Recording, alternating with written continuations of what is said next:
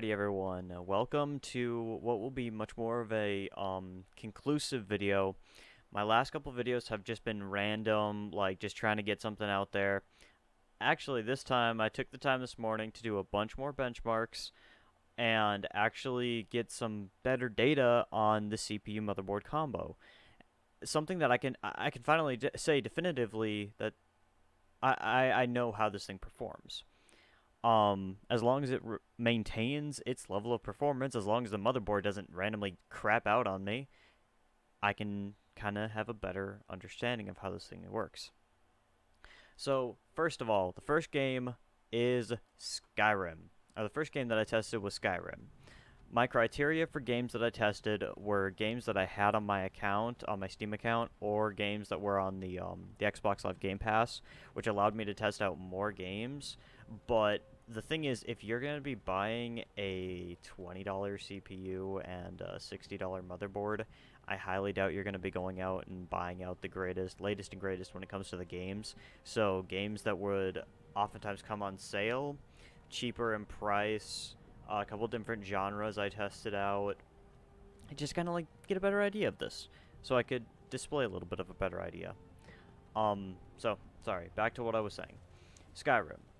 The frame time with VSync on was 15 or 30, wow, sorry, 13 to 50 milliseconds, which actually was a really decently smooth experience. There were little stutters here and there, and then there was stutters when you were coming in or when you were going in or leaving an area, going through a loading screen. It would give it a little bit of a kick stutter, which I'm pretty sure actually has to do with the memory controller on the board, because I've noticed it with now both CPUs that I've tried at both different frequency levels, or this might just be an x58 thing, I don't know. And the RAM usage, I wanted to have like a better, this is how this is going to work with the amount of RAM that you're going to have. Testing it out, I only went to 6 gigs of RAM while playing Skyrim, while recording, while having my OBS and my MSI Afterburner up so I could see all the things going on. And it was very smooth. It was a very smooth experience.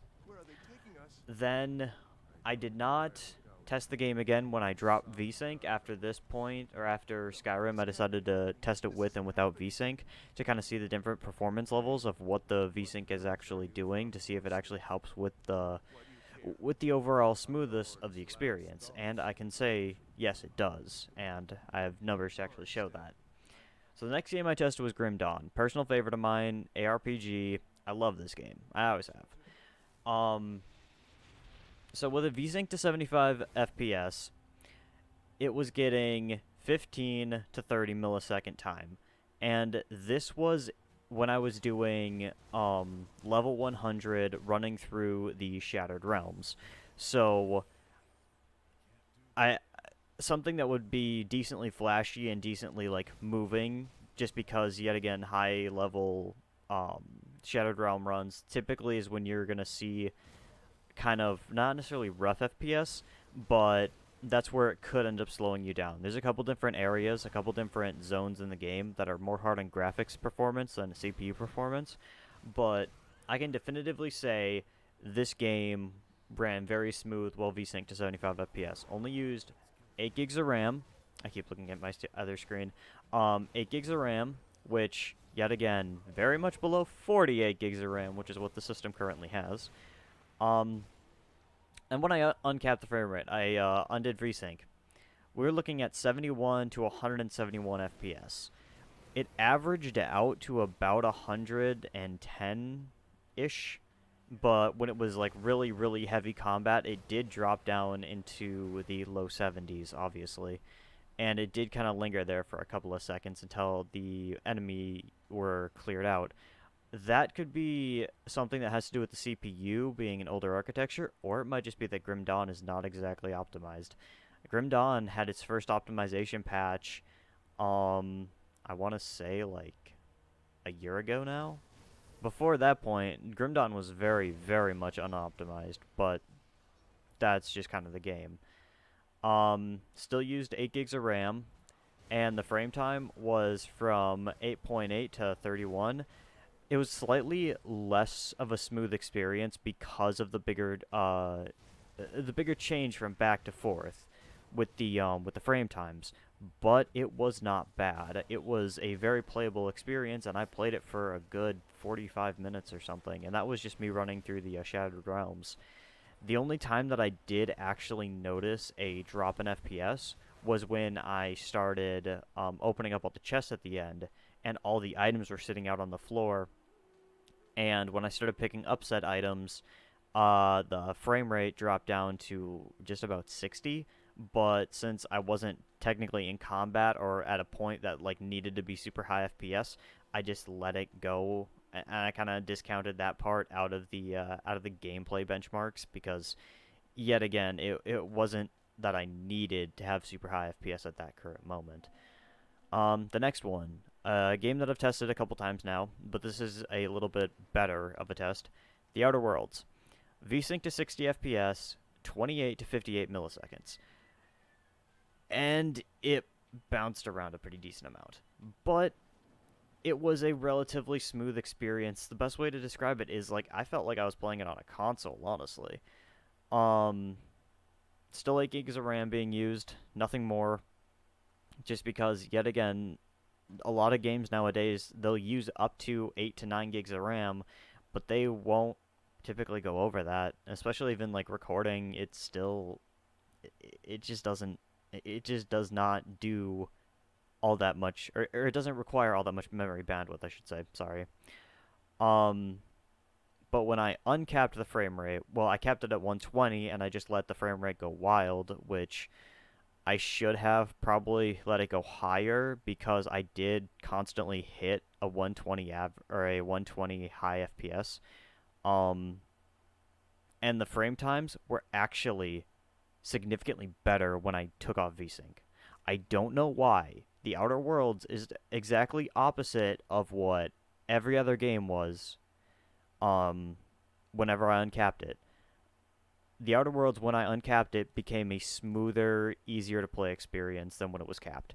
So that's kind of a funny thing, but it is what it is. Let's move on. Planetfall.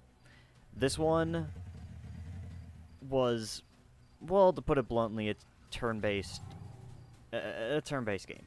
You don't need to have super high FPS, and you don't need to have super high frame time. When I was in combat, or when I was on the map, I was getting worse FPS and I was getting worse frame times.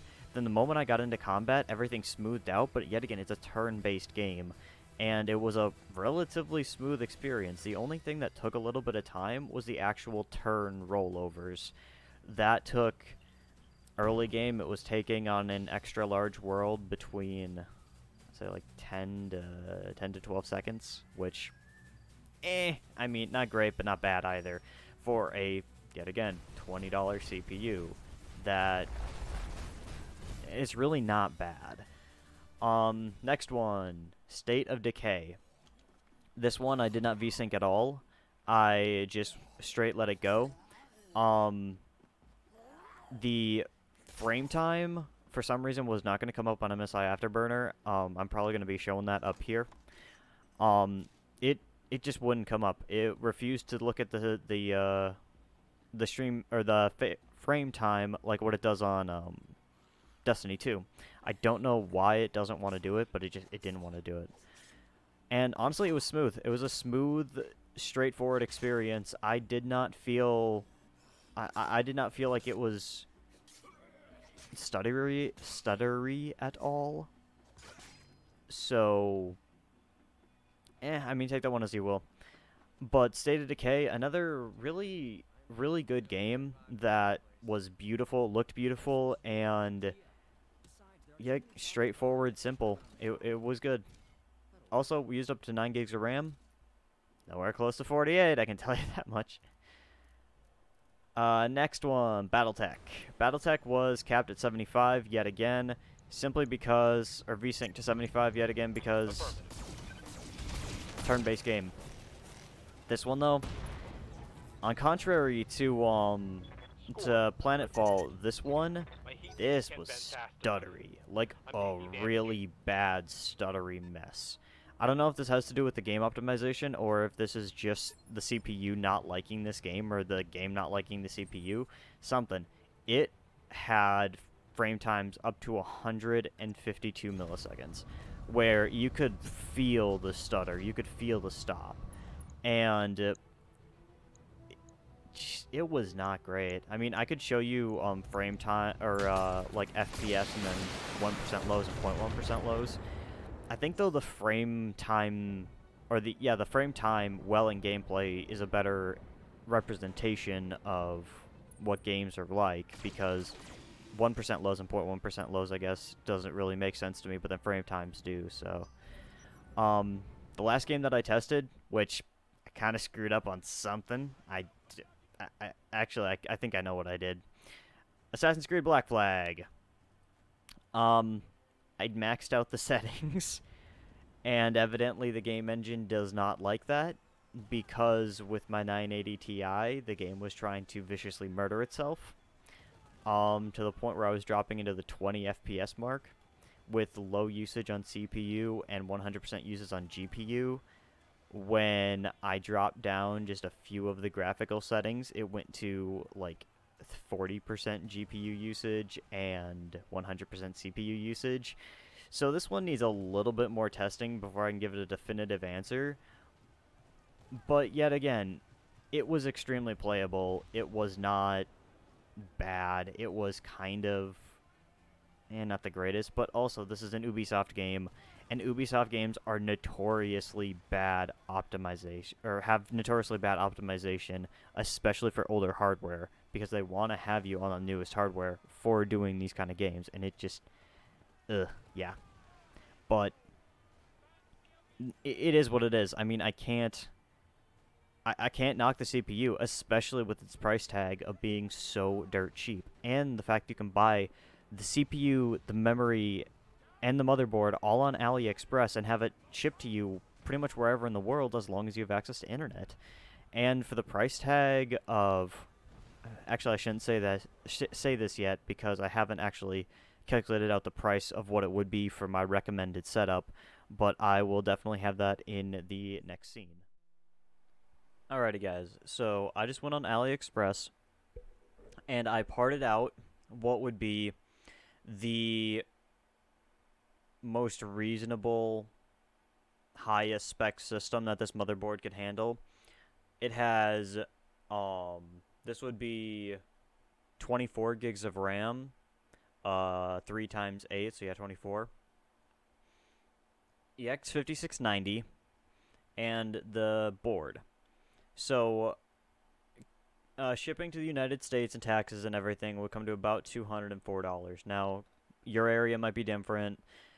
Honestly, even states might be different. I have no idea. But this is what it says on Total Summary for the basic AliExpress model thing. And honestly, that's just too high for this kind of a system. I mean, $200 for 24 gigs of RAM, a 6-core 12-threaded processor running at 3.5 gigahertz. It's not bad, but that's the thing. This is literally the top. Actually, now that I think about it, this is literally almost the top of the line system that you can have in here. The only way you could go up any further would be going into 48 gigs of RAM, which is just not reasonable. It's not feasible to have that much memory in this kind of a system, because the CPU caps out before the memory does, and it doesn't make sense to have that much memory. It doesn't make sense for the amount of memory that I have in my system. So I'm going to spec it out a little bit differently, something a little bit more reasonable. Alrighty guys, so this is the way that I would recommend speccing out this system. It's much more reasonable. It is the x5677, which is the processor that I've been using and the processor I've done all my testing on. The same board, and instead of buying 24 gigs of RAM or 48 gigs of RAM, go with 12. 12 gigs of RAM I think is more than sufficient for this kind of a system. There's very little reason to go above that. Um, like in all my testing, even streaming, recording, I never go over 10 gigs of usage. Yeah, maybe this will hinder your expansion later down the line, or if you're doing like heavy memory usage things, maybe 24 gigs would be a little bit better. But ultimately, $134 compared to 200, this one is, well, knocking about 25% off the price. And it is still reasonably spec'd. You can put this system with a decent graphics card. I'm talking RX 580, or no, RX 570, 470. I think the 580 and 480 are a little bit overkill for this system.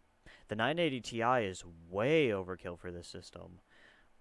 Pretty much anything with the power level of like a GTX 1066 gig or 1063 gig and then like down is what you'd want to pair with the system. Something, yet again, something like an R9 290, GTX 780, um, or not a 780, a 780 Ti. I've had some problems with the 780, so I don't know if I'd recommend going 780. Um, but yeah, there is so much potential for this platform, and especially at $134. And it's probably going to be different for you for shipping and then taxes and everything, but let's just say under 150 bucks USD to get a motherboard, CPU, and RAM. That gives you plenty of that gives you plenty of room in a budget, especially for a budget build, to have a decent cooler. And mind you, these processors do not kick out all that much heat. Um, so you can get a pretty, not necessarily a super super cheap cooler, but a relatively inexpensive cooler with some decent thermal paste like GD900, which is also available on AliExpress. It is a very, like I said, it's a very very viable system, and especially for that price tag. But the moment you start getting into the 200s or you start going above $200 for this system, it stops becoming viable because the X59 or X59 X79 series is there with the Huanan, well, all the Huanan boards, and then the like the Plex HD Turbo, the what is it, the running boards. Those those systems, those motherboards have better expandability, better CPU support. I keep trying to like put my hands in the frame. Better memory support. Instead of being stuck at 1333, they would go all the way up to 1866. And there is so much potential to grow on an X79 system. There's really not much room to grow on an X58. But saying that, this one is significantly cheaper, and even the cheaper version, this version, the version that actually I'm pretty much using except for the memory capacity, it performs, especially for like an esports machine or a like a cheap Dota streaming setup, or a like a Dota or League of Legends or Fortnite. Actually, I've never tried Fortnite on the system. I'm kind of curious to try it now. But it can handle it. It can handle most things, honestly, better than what I expected when I initially started this project. And so the kind of verdict on the X58 board on this X59 or X59 X58 Deluxe, I'd say go for it. Honestly, speccing it out to not be this ultra high specification system, going with the x5677 for the 4 cores and 8 threads, it holds its own pretty well. Especially in games like the Outer Worlds, I was not expecting that thing to run it at all. But the 4 cores and 8 threads, it's essentially like an i7. It literally is an i7. The core clock speed is not quite as high as what I would like it to be for a full-fledged gaming PC, but I mean, it is what it is. I can't describe it any more than what it is. And I'm gonna probably keep using it. I'm gonna keep using it as my daily. I'm probably gonna end up picking up one of these x5690s just so I can have that 6 cores for video editing and rendering. But beyond that, honestly, I've got no complaints about this system, especially when I upgraded from a Phenom system, a Phenom X1065T. That thing could not hold a feather to what this system can do, and honestly, like I'm genuinely happy with it. Alrighty, guys, thank you very much for watching, and definitely leave a like, comment, subscribe. Everything helps my channel grow, and I'm trying to have this channel expand and have it have more content and the ability to go in and start using some of the other huanan and other Chinese manufactured or remanufactured boards, being able to test out more CPUs, more GPUs. I want to be able to start doing more custom PC builds, and I have one that is currently on the way that I will be starting hopefully by Wednesday, and I'll have a video up for you guys by Wednesday on that one. So, yeah, thank you very much for sitting through this one, and I will see y'all later.